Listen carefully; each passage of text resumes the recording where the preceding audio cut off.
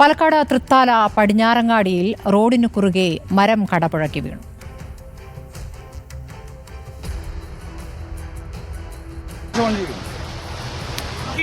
ഇക്ബാൽ അറക്കൽ വിവരങ്ങളുമായി. ഇക്ബാൽ, വലിയ മരമാണ്, റോഡിന് കുറുകെ തന്നെ വീണിരിക്കുന്നു.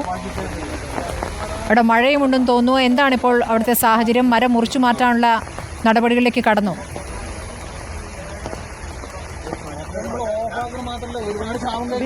പാലക്കാട് ജില്ലയുടെ മലയോര മേഖലയിലും അതുപോലെ തന്നെ ഈ തൃത്താല, പട്ടാമ്പി, ഷൊർണൂർ മേഖലയിലുമാണ് ഇപ്പോൾ ശക്തമായ മഴ അനുഭവപ്പെടുന്നത്. ഇന്ന് രാവിലെ 10 മണിയോടുകൂടിയാണ് ഈ തൃത്താല പടിഞ്ഞാറങ്ങാടി കല്ലടത്തൂർ റോഡിന് കുറുകെ ഈ മരം വീണ് ഗതാഗതം തടസ്സപ്പെടുന്ന ഒരു സാഹചര്യം ഉണ്ടായത്.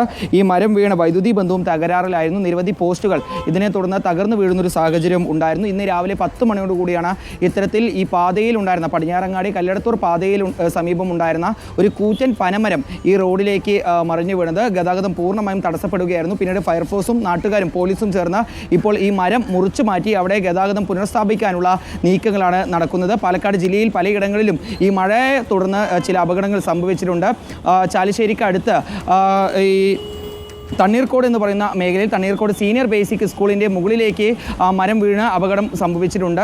ഇന്ന് പുലർച്ചെയാണ് ഇത്തരത്തിലൊരു അപകടം തണ്ണീർക്കോട് സംഭവിച്ചത്. സ്വകാര്യ വ്യക്തിയുടെ പറമ്പിലുണ്ടായിരുന്ന തേക്ക് മരങ്ങളാണ് സ്കൂളിൻ്റെ മുകളിലേക്ക് വീണത്. സ്കൂളിൻ്റെ മേൽക്കൂരയ്ക്കും ചുമരുകൾക്കും ബലക്ഷയം എന്ന ഒരു കണ്ടെത്തലിനെ തുടർന്ന് ഇന്ന് സ്കൂളിന് അവധി പ്രഖ്യാപിച്ചിരിക്കുകയാണ് അധികൃതർ.